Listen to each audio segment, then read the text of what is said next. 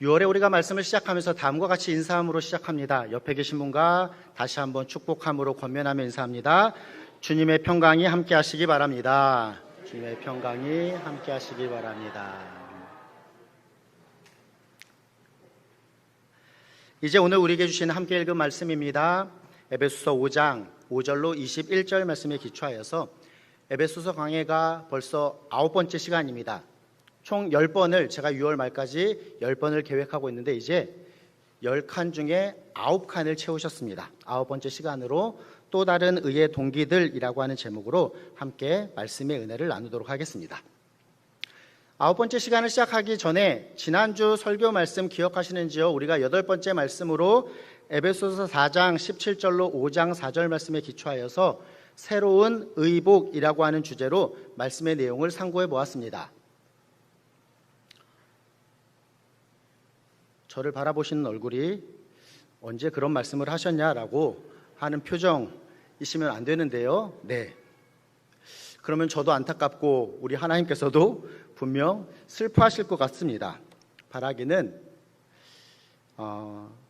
주님의 말씀, 하나님의 말씀을 내 삶에서 분명하게 좀 붙잡고 살아가고자 애도 쓰시고 그 말씀을 나의 삶에서 조금이라도 이루어 보고자 몸부림쳐 보시는, 그래서 궁극적으로는 말씀이 내 삶과 동행하는 복된 모습으로 살아가시는 저와 우리 살아가는 모든 성도님들 되시기를 간절히 소원합니다. 아멘입니다.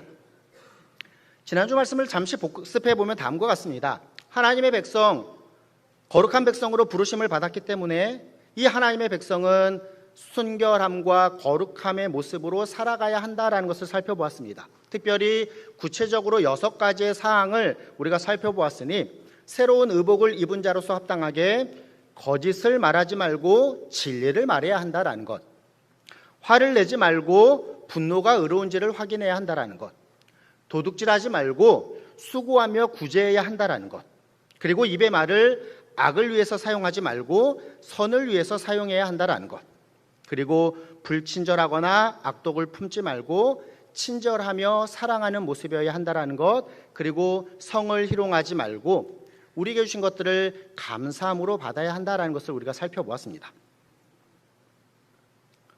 한 주간 저도 만만치 않게 체크당하는 삶을 살았습니다. 제 딸아이가 제가 언성이 조금만 높아지거나 조금만 이렇게 부드러운 말을 하지 않으면 목사님, 입의 말을 악을 위해 사용하시면 안 되고 선을 위해서 사용하셔야 됩니다 라고 제가 주초에 몇 차례나 들었는지 모르겠습니다. 사랑하는 성도님들에게도 이와 같은 은혜가 있으셨으면 좋겠습니다. 이제 연결하여서 오늘 우리에게 주신 에베소서 5장 5절 이후의 말씀, 우리가 본문 바로 앞 우리가 지난주에 살펴본 6가지 항목 중에 마지막 6번째 항목과 연결해서 생각해 볼 수 있는데요. 지난주 6번째 항목은 바로 이것입니다. 성을 희롱하지 말고 그것에 대해서 감사해야 된다라고 하는 말씀을 살펴보았습니다. 이 내용의 기초가 되는 에베소서 5장 3절 말씀을 보니 다음과 같은 표현으로 시작합니다. 음행과 온갖 더러운 것과 탐욕은 이라고 시작합니다. 그러면서 이것은 너희 중에서 그 이름조차도 부르지 말아야 한다. 이게 성도에게 마땅한 바이다 라고 살펴보았습니다. 이 내용에 기초하여서 오늘 본문의 시작인 에베소서 5장 5절 말씀 우리 같이 한번 함께 읽어보도록 하겠습니다. 읽습니다. 너희도 정녕 이것을 알거니와 음행하는 자나 더러운 자나 탐하는 자 곧 우상 숭배자는 다 그리스도와 하나님의 나라에서 기업을 얻지 못하리니 아멘. 말씀드렸던 5장 3절에서 이야기하는 음행, 온갖 더러운 것, 탐욕이 5장 5절 말씀에서도 어떻게 연결됩니까? 음행하는 자나 더러운 자나 탐하는 자라고 하는 표현으로 연결되고 있음을 우리가 발견하게 됩니다. 지난주에도 이 성에 대한 부분들을 이야기하면서 에베소서 5장 3절 말씀, 음행과 온갖 더러운 것과 탐욕에 대해서 설명드렸습니다. 이 음행과 온갖 더러운 것에 대한 헬라어 원어 단어는 온갖 종류의 성적인 죄를 표현하는 단어이다라고 설명드렸습니다. 바울이 이 글을 기록하는 시점, 즉 고대 그리스 또 고대 로마의 문화에 있어서 그 문화의 안타까운 모습 중에 하나는 성적인 문란의 모습이었다라는 것을 바울의 시대에는 모든 사람들이 알고 인정하는 부분이었습니다. 심지어는 종교적인 의식에 있어서도 이방의 신전에 들어갈 때에 그 종교적인 모습에 있어서는 성적인 문란의 모습이 가득한 문화의 시대가 바로 이 시대였습니다. 그러므로 새로운 인류, 즉 구원받은 그리스도인은 이와 같은 세상의 죄와 악에 기초한 문화적인 모습인 음행과 더러움과 탐욕, 이와 같은 세상의 우상숭배 모습에 머무는 자가 되어서는 안 된다라고 바울이 기록하는 것입니다. 이러한 내용에 기초하여서 이제 오늘 본문의 내용을 살펴보면, 오늘 본문 에베소서 5장 5절로 21절 말씀은 동일하게 새로운 의복을 입은 거룩한 백성으로서 우리 성도에게 있어서 합당한 여러 삶의 동기들에 대해서 기록하고 있습니다. 그래서 오늘 설교의 제목을 다음과 같이 정해보았는데요. 또 다른 의의 동기들이라고 제가 정해보았습니다. 그리스도인 우리 성도에게 있어서 의로운 삶을 살아갈 수 있도록 동기를 부여하는 것을 4가지 정도로 바울이 오늘 본문에서 기록하고 있습니다. 첫 번째 내용은 이것입니다. 의로운 삶에 대한 4가지 동기 중에서 첫 번째는 함께 읽어볼까요? 심판입니다. 우리 신앙의 교과서인 성경은 우리가 왜 의로운 삶을 살아가야 하는지, 그래서 우리가 그리스도인으로서 왜 부도덕한 삶을 살아서는 안 되는지를 여러 표현으로 설명합니다. 가장 대표적인 표현은 고린도전서 6장 말씀에서 우리가 찾아볼 수 있습니다. 우리가 그리스도인으로서 우리의 몸은 하나님께서 창조하신 존재로 그리스도께 속해 있는 성령께서 내주하시는 존재이기에 거룩하신 하나님의 백성은 거룩하지 못한 행위를 한다는 것이 본질적으로 적절한 모습이 아니다. 우리가 부도덕한 모습으로 살아가서는 안 된다라는 것을 고린도전서 6장 말씀을 통해서도 이해해 볼 수 있습니다. 우리가 계속해서 살펴보고 있는 에베소서 말씀을 통해서도 우리가 이와 같은 교훈을 받을 수 있으니, 앞에서 읽은 에베소서 5장 3절에서 무엇이라고 기록합니까? 음행과 온갖 더러운 것과 탐욕은 너희 중에서 그 이름조차도 부르지 말라. 이는 성도에게 마땅한 바이다 라고 설명합니다. 성도는 이 땅의 사람들과 어찌 보면 크게 다를 바 없는 모습으로 세상을 살아갑니다. 우리가 사는 세상의 모습을 한번 생각해 볼까요? 어떻습니까? 정의와 공의가 온전하게 세워지면 참 좋겠지만 세상은 때로는 어떠한 부도덕함에 대해서, 그리고 어떠한 죄와 악의 모습에 대해서 그럭저럭 아무런 벌을 받지 않고 넘어가는 경우들도 발생합니다. 아마도 그러하기 때문에 범죄가 계속해서 나타날 것입니다. 나는 걸리지 않을 것이야 라고 생각하는 그와 같은 마음의 기초가 있기 때문에 죄와 악을 범하는 범죄의 모습이 나타나지 않을까요? 그리고 혹여나 걸린다고 하여도 법정에 서면 무엇이라고 이야기합니까?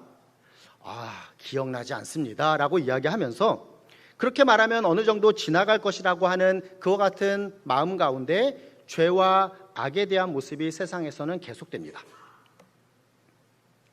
우리 그리스도인들도 이와 같은 모습으로 살아가야 할까요? 그것이 아니다라는 것을 오늘 본문이 우리에게 설명하여 줍니다. 왜 그렇습니까? 우리 그리스도인은 언젠가는 반드시 분명한 판결이 있을 것을, 언젠가는 반드시 그에 대한 심판이 있을 것을 아는 자이기 때문이다라는 것입니다. 그렇습니다. 우리 그리스도인들이 세상에서 살아갈 때에 의로운 삶을 살아가야 하는 분명한 동기가 있으니 그것은 바로 심판이 확실하다라는 것을 우리는 알고 살아가는 자들이기 때문입니다.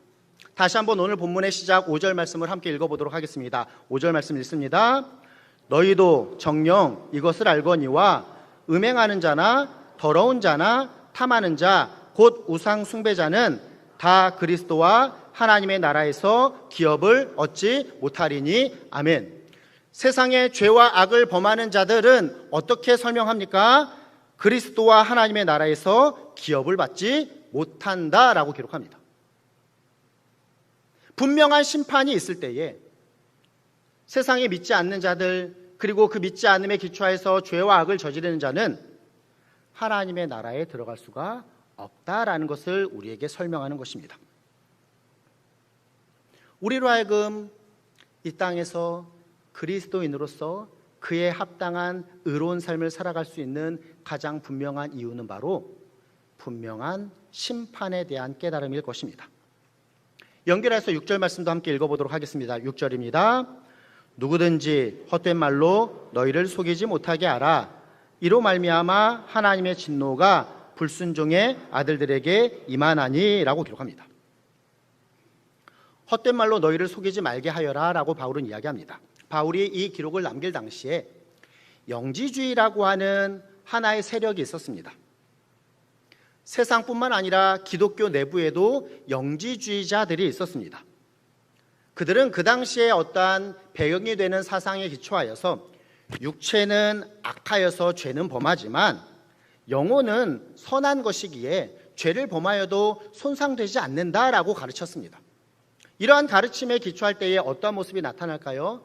죄와 악을 범하여도 이거는 육체의 일이야 라고 이렇게 죄와 악에 대하여서 어물쩍 넘어가는 모습들이 자연스럽게 연결될 것입니다.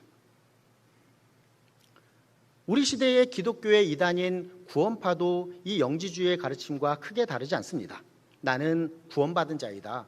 나는 그래서 죄를 사함받은 자이기 때문에 죄에 대한 책임이 나에게는 더 이상 없으니 이제는 죄책에 구애받지 않고 살아가도 된다라고 하는 조금은 잘못된, 많이 잘못된 가르침을 그들이 전합니다.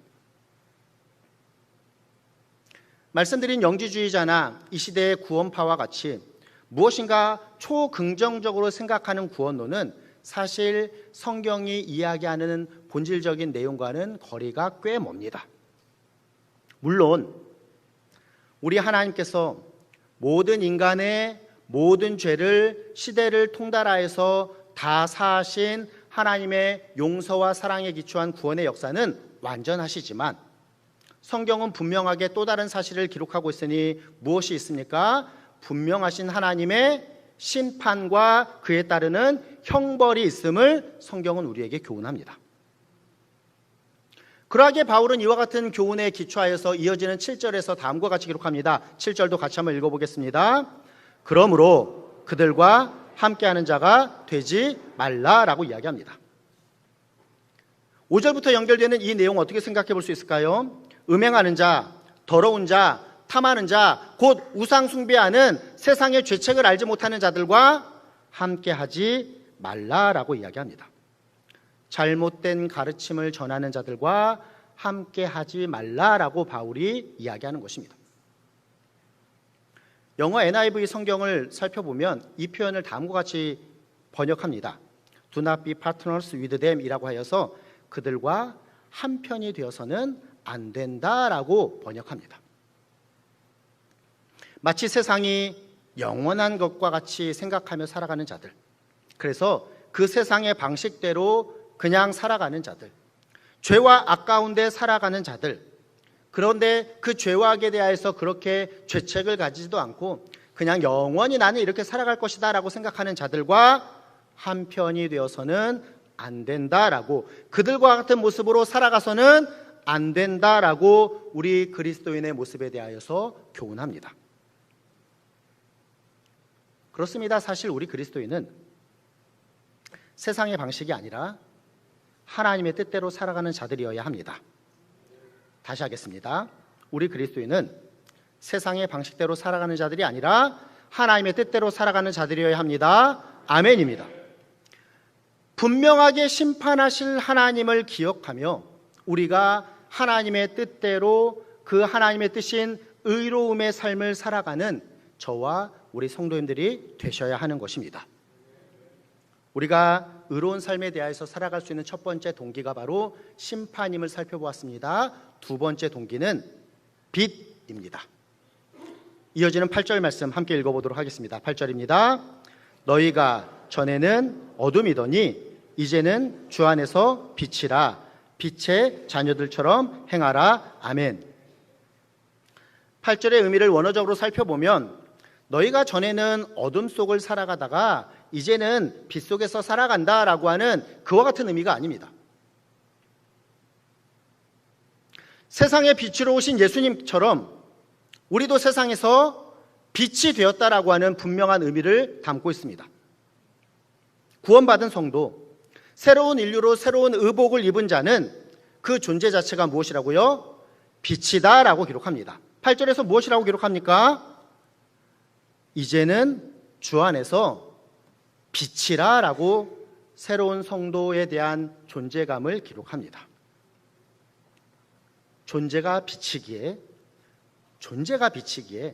당연하게 연결되는 빛의 자녀들처럼 행하는 모습으로 살아가야 한다라는 연결되는 교훈을 우리가 받게 되는 것입니다. 이처럼 빛이기에 빛의 자녀들처럼 행하여야 하는 모습을 구체적으로 9절 말씀에서 다음과 같이 기록합니다. 9절도 읽어보겠습니다. 빛의 열매는 모든 착함과 의로움과 진실함에 있느니라. 아멘. 세상에 착하지 않음, 의롭지 않음, 진실하지 않음과 대조되는, 안타깝게도 우리 시대는 어떻습니까? 착함이 무엇인가 좀 우둔하고, 이런 표현이 죄송하지만 띨빵한 것처럼 여겨지는 세상 가운데 의롭게만 살아가서는 목사님 세상 만만치 않습니다. 목사님 세상을 잘 모르셔서 그런데 어떻게 의롭게만 살아가겠습니까? 라고 저에게 이야기하실지도 모르겠습니다.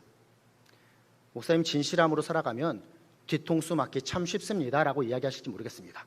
그런데 성경이 우리에게 무엇이라고 이야기합니까?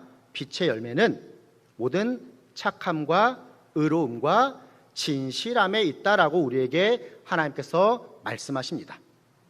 세상에 착하지 않음, 의롭지 않음, 진실하지 않음과 대조되는 빛의 열매로 살아가는 우리의 모습은 착함과 의로움과 진실함의 삶이어야 한다라고 우리에게 교훈합니다.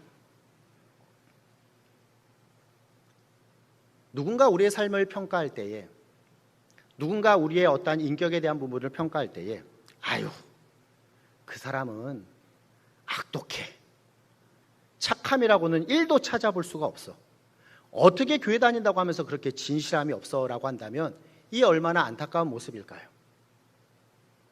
그리스도인으로서, 빛으로서 빛의 자녀들처럼 행하는 모습, 그와 같은 존재감이 저와 우리 성도님들의 존재가 되었으면 좋겠습니다.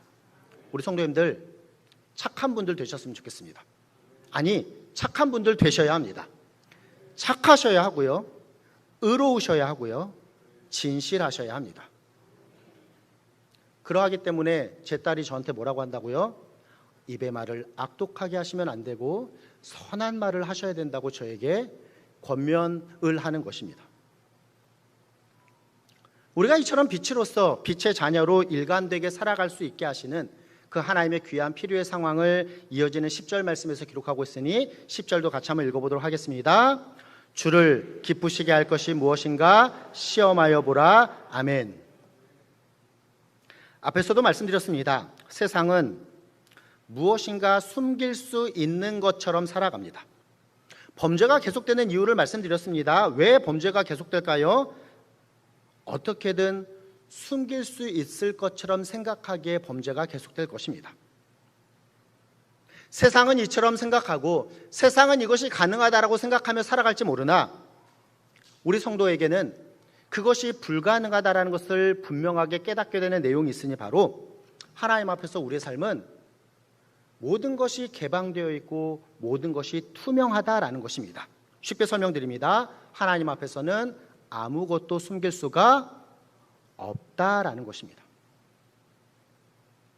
우리 그리스도인의 삶은 그래서 하나님 앞에서 살아가는 삶이어야 합니다. 물론 우리가 세상 가운데 살아가며 세상의 사람들의 평가를 받으며 세상 앞에서 살아가는 것 같으나 우리는 이와 같은 기준뿐만 아니라 더하여서 하나님 앞에서, 네 글자로 코람데오라고 우리가 부르는데요, 하나님 앞에서 살아간다라고 하는 이 그리스도인으로서의 합당한 삶의 기준을 가지고 살아가는 자여야 한다라는 것입니다. 그 내용을 10절에서 무엇이라고 기록합니까? 주를 기쁘시게 할 것이 무엇인가 시험하여 보라 라고 바울이 이 글을 받고 있는 에베소 교회 성도들과 우리에게 말씀하시는 것입니다. 이와 같은 하나님 앞에서, 즉 코람데오의 삶, 어떠한 개개인의 차원을 넘어서 공동체와 사회 차원에서 다음과 같은 빛의 열매의 모습으로 나타나야 한다라는 사실을 연결하여서 11절 말씀에서 다음과 같이 기록합니다. 11절도 함께 읽어보겠습니다. 너희는 열매 없는 어둠의 일에 참여하지 말고 도리어 책망하라. 13절도 읽어보겠습니다. 그러나 책망을 받는 모든 것은 빛으로 빛이니라. 아멘.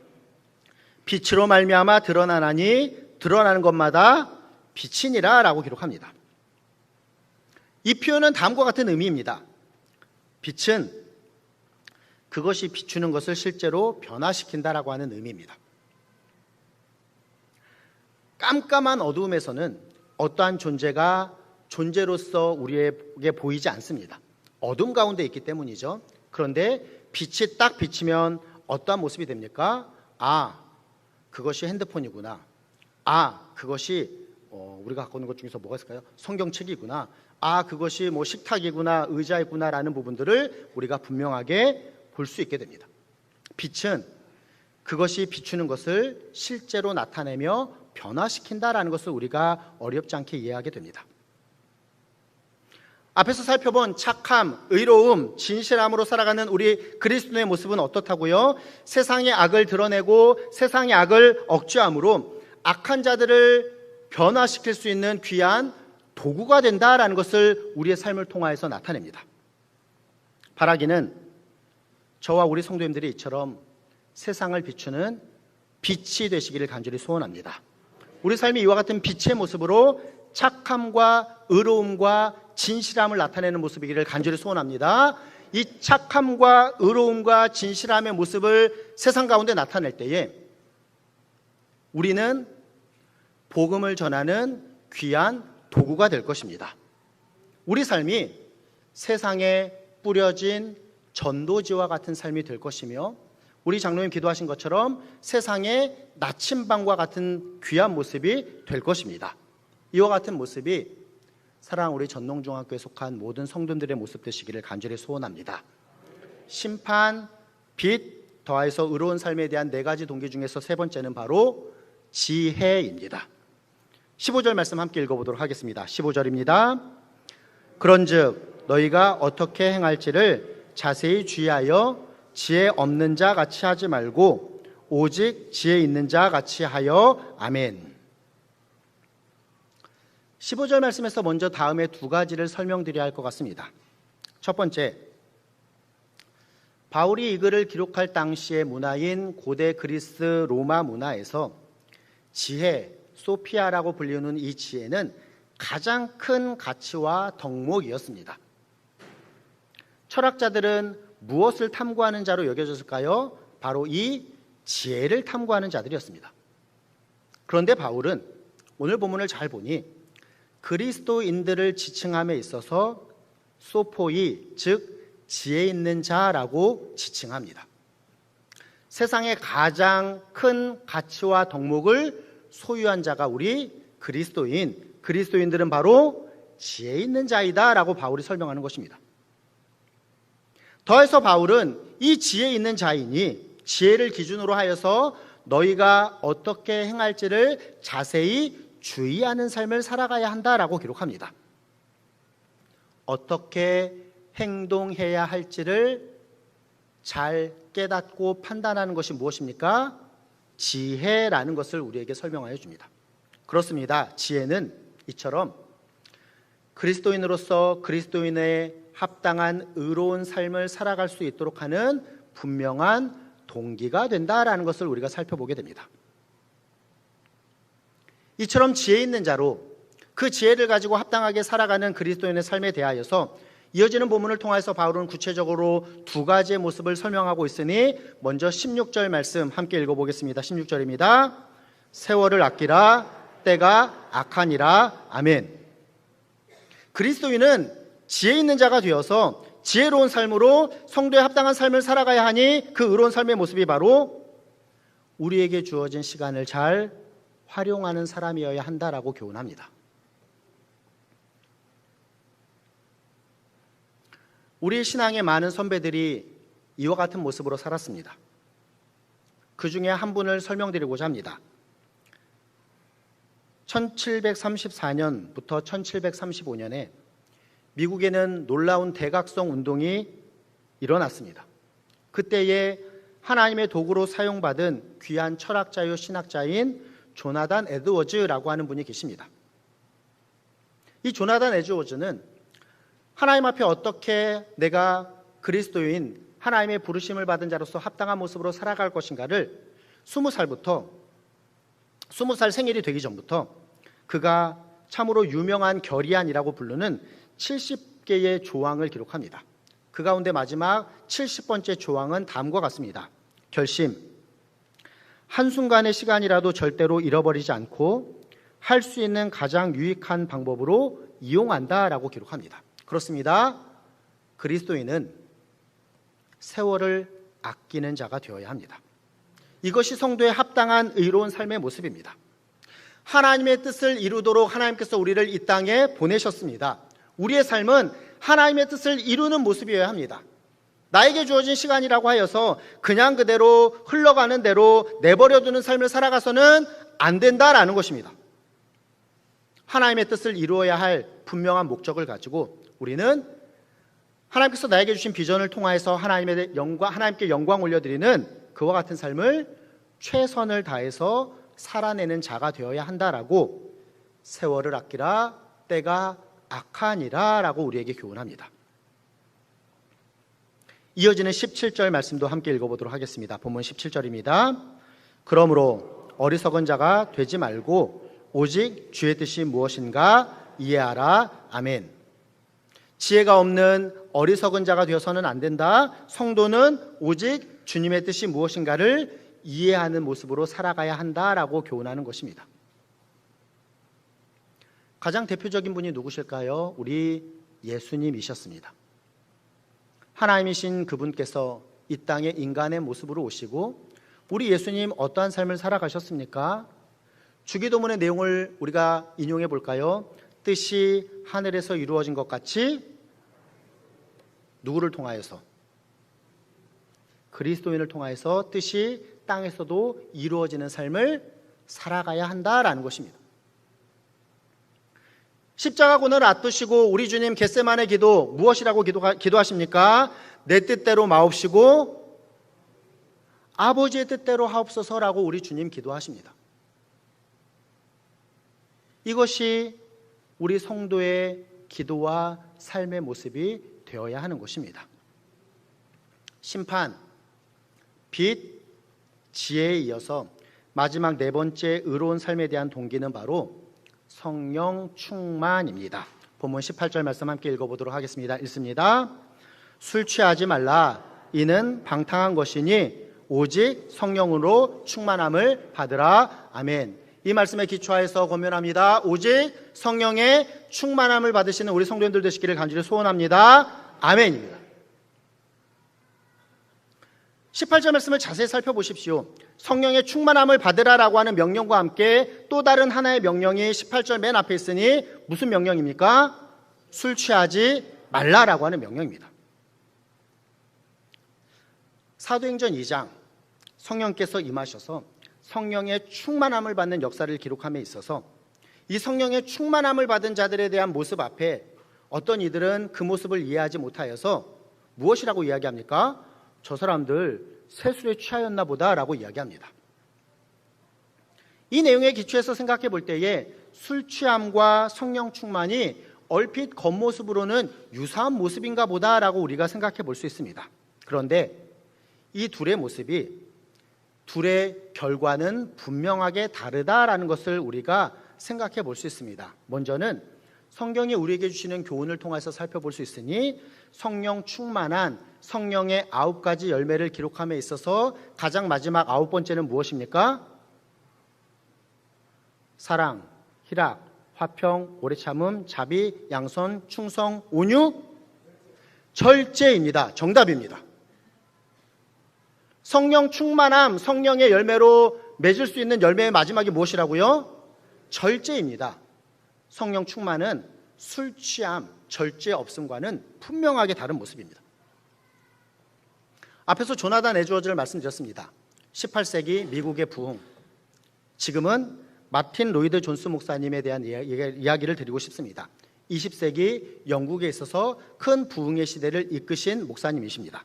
마틴 로이드 존스 목사님은 원래는 왕궁의 의사셨습니다. 그러나 이후에 영국의 부흥 시기에 유명했던 목사님으로 웨스터민스터 처치를 담임하신 목사님이십니다.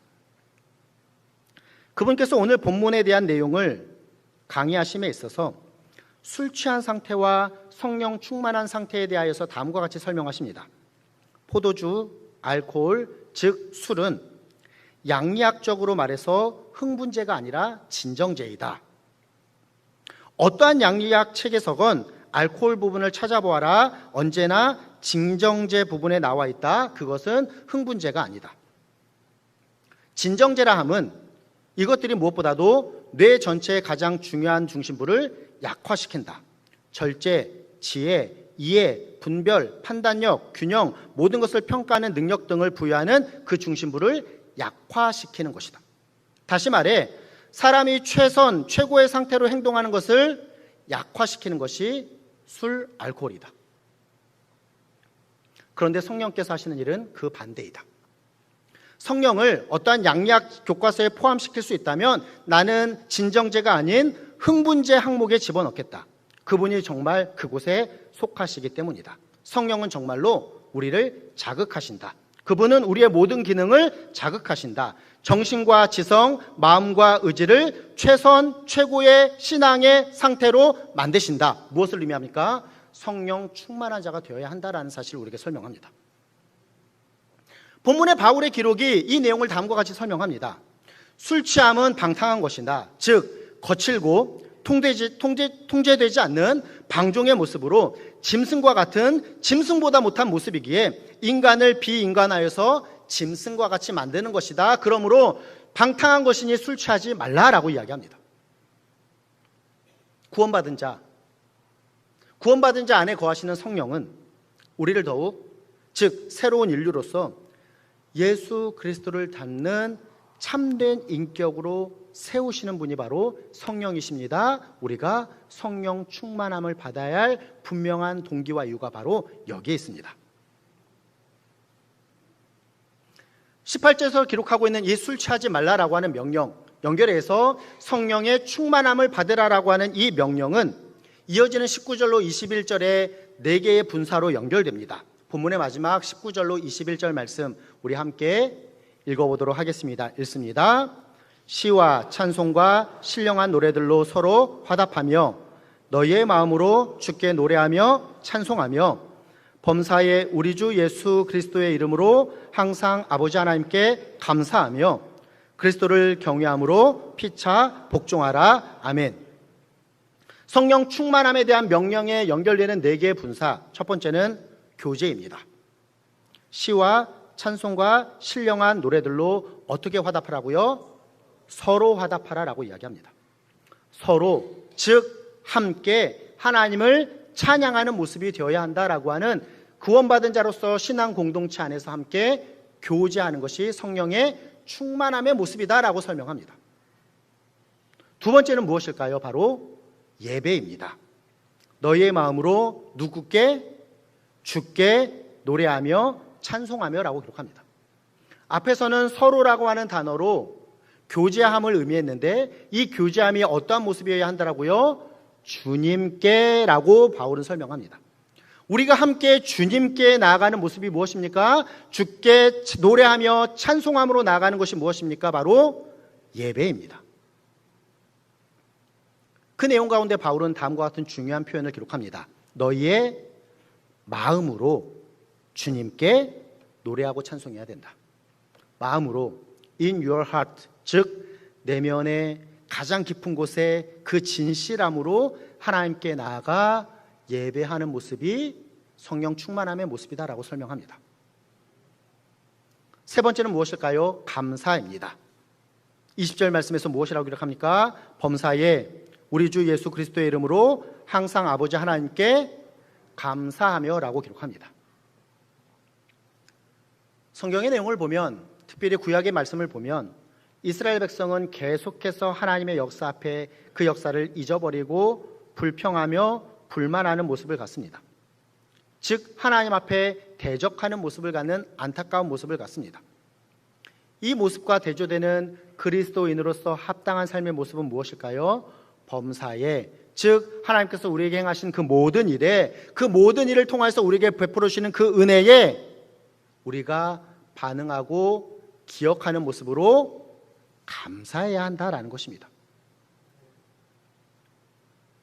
하나님 앞에 감사해야 한다. 그런데 바울은 이 감사의 표현 안에도 놀라운 다음과 같은 신학적인 가르침을 담습니다. 바로 우리 하나님 삼위일체 하나님이시다라는 사실입니다. 성령 충만함을 받으라라고 이야기하는 과정 가운데 범사에 우리 주 예수 그리스도의 이름으로 해야 한다라고 기록하며 항상 아버지 하나님께 감사해야 한다라고 삼위일체 하나님을 언급하는 것입니다. 성령의 충만함을 받는 교제와 예배와 감사에 이어지는 마지막 네 번째는 복종입니다. 본문의 마지막 21절을 보니 그리스도를 경외함으로 피차 복종하라라고 기록합니다. 성령 충만함은 우리가 오해해서는 안 됩니다. 성령 충만해요. 그래서 막 내가 다른 사람이 하지 못하는 막 방언도 하고요, 예언의 은사도 있고 막 많은 신령한 은사가 있다라고 해서 내가 제일 신령하다라고 막 무엇인가 교만하고 건방을 떠는 모습은 성령 충만한 모습이 아닙니다. 성령의 충만함을 받으라라고 할 때에 연결되는 교제와 예배와 감사에 이어서 마지막 네 번째 항목이 무엇입니까? 복종입니다. 앞에서도 말씀드렸습니다. 성령 충만함으로 나타나는 성령의 열매는 무엇인가 막 신령한 모습으로 나타나는 것이 아닙니다. 오히려 고린도 교회의 모습을 보면 주어진 많은 은사로 서로 분쟁하며 내가 잘났다 네가 잘났다라고 파벌을 나누고 싸우는 것은 성령 충만에 합당한 모습이 아니다라고 이야기합니다. 우리가 잘 아는 바와 같이 고린도전서 13장에서 가장 강조하는 내용이 무엇입니까? 사랑으로 하나가 되어야 한다는 것을 성령 충만함의 모습으로 설명합니다. 그래서 바울은 갈라디아서 5장에서 앞에서도 말씀드렸습니다. 성령의 9가지 열매를 무엇이라고 이야기합니까? 사랑과 희락과 자비와 오래 참음과 자비와 양성과 충성과 온유와 절제라고 이야기합니다. 성령 충만함으로 막 신령한 찬송을 하고, 성령 충만함으로 막 신령한 하나님의 말씀을 대언하고, 성령 충만함으로 남들이 알지 못하는 방언의 기도를 하는 것이 성령 충만함의 9가지 열매가 아니라, 성령 충만함은 의로운 삶을 통해서 나타나는 합당한 삶의 모습이다라고 설명합니다. 온유함과 진실함으로 그리스도를 닮아 우리의 인격이 성숙한 모습으로 서로를 섬기며 복종하는, 앞에서도 설명드렸습니다. 이와 같은 모습으로 우리가 착함과 의로움과 진실함의 모습으로 세상에서 살아갈 때에 저분이 정말 그리스도께서 내주하시는, 성령께서 내주하시는 참된 그리스도인이구나 라고 하는 모습으로 세상에 복음을 전하는 도구로 사용되며 귀한 전도지로서의 삶을 살아가는 그와 같은 모습이 성령 충만한 모습이다라는 사실을 우리에게 교훈하여 줍니다.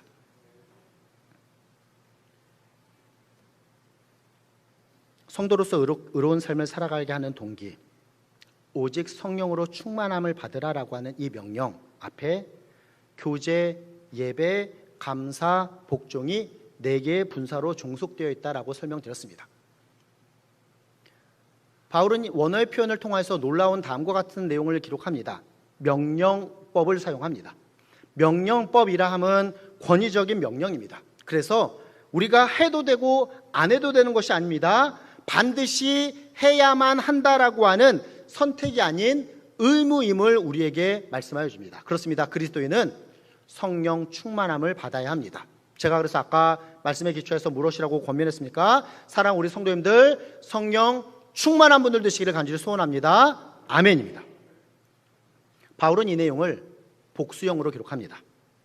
우리 가운데 어떤 이들만 성령 충만하고 어떤 이들은 성령 충만하지 않는 모습으로 살아가도 된다라고 하는 것이 아닙니다. 구원받은 모든 자는 모두가 성령 충만한 자가 되어야 한다라는 것입니다.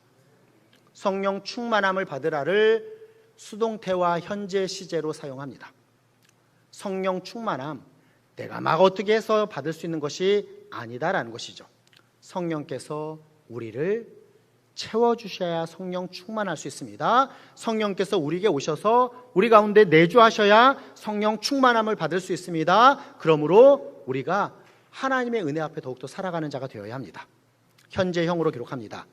성령 충만의 모습이 계속되는 현재와 같이 성령 충만한 모습으로 계속해서 살아가야 한다라는 사실을 우리에게 교훈하는 것입니다. 말씀을 정리합니다. 구원받은 새로운 인류에 대해서 살펴보았습니다.